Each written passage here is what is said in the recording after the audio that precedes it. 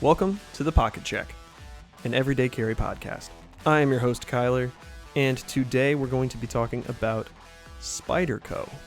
It is a staple in the EDC world to have at least one Spyderco knife. Whenever I think of Spyderco, I think of ruggedness, just like almost in the same sense of an all-terrain vehicle. It's just meant for hard work. But you can also get really like classy looking knives from Spyderco, which is really cool, especially because I always think of them as being rugged and not necessarily classy. So today we're going to be specifically talking about the Spyderco Tenacious. That's what I'm carrying. It is a chonky knife. It is a big knife. I've never been big fans of big knives. You know what? Scratch that. Whenever I was young and just getting into knives, I really liked big knives. I thought they were cool looking, kind of menacing. But then as I grew up and had to carry around other things in my pockets, I realized how inconvenient big, chonky knives are. But this one is very special to me, and I'll get to that in a minute. But let's go over the specs. It is a drop point blade. It's got 8 CR steel. That means chromium. CR is chromium. This means it's corrosion resistant.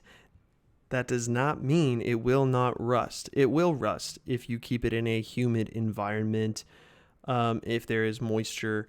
I took it to work a few days, and just because I got kind of sweaty while working and it was in my pocket against my skin or against my leg, it started to get some surface rust. And just in case you're wondering, surface rust can be taken off if you mix half water, half vinegar, and kind of spray it on, or even just drop a little on the affected area and let it sit for 15 to 30 minutes. You can actually kind of wipe surface rust away. If the rust has gone deeper, if it has pitted, you won't get as great results. But thankfully, I found out about a new thing called the Super Eraser, and I got it at House of Blades in Fort Worth, $5. And it took out rust from a different knife, not my Spyderco Tenacious, but from a different knife that had been rusted way longer, and it worked like a charm. All of my knives are rust free now. But the Spyderco Tenacious is 8 CR steel, so it is corrosion resistant. So in a regular situation, the blade's not going to rust on you.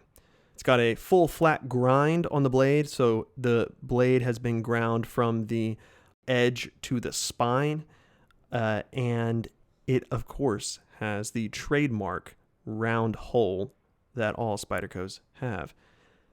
It's a liner lock, so the scales, the handle on the outside stays just the handle. It doesn't become the locking mechanism. They've got these skeletonized liners on the inside that keep the knife lightweight and lock the blade into place once it's open.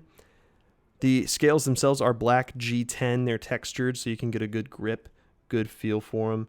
And it's also got an adjustable pocket clip. I do not say reversible, because there are actually a couple. You can actually put the pocket clip on any point on the top or the bottom on either side of the knife.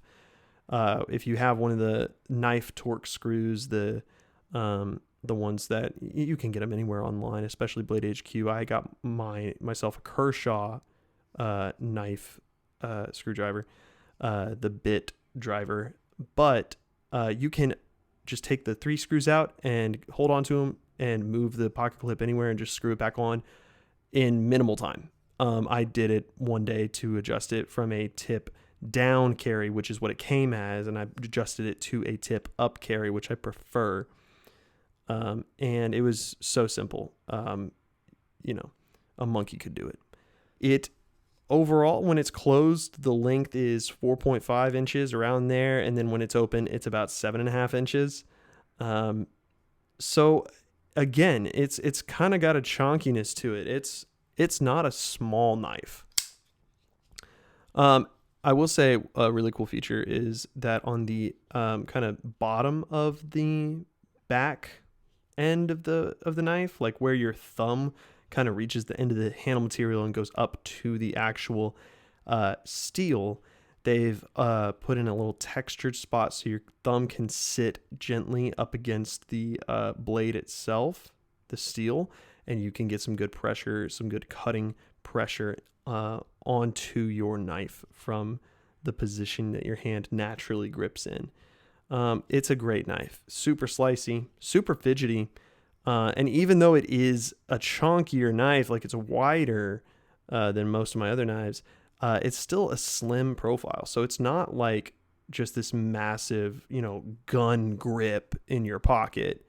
But it's a good knife overall. I really have enjoyed my time with this knife.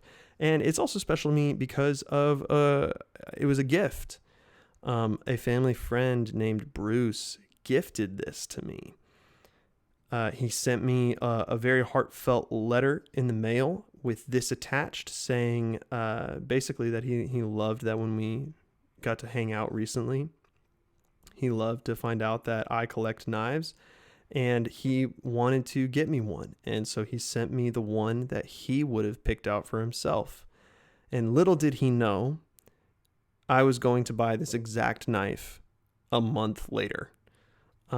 He had no clue that I was planning to buy this knife, and he just bought me the knife of his own free will, and it became this really very sweet moment. I even teared up in the car when I opened this up because he just didn't know that I was planning on getting this anyway.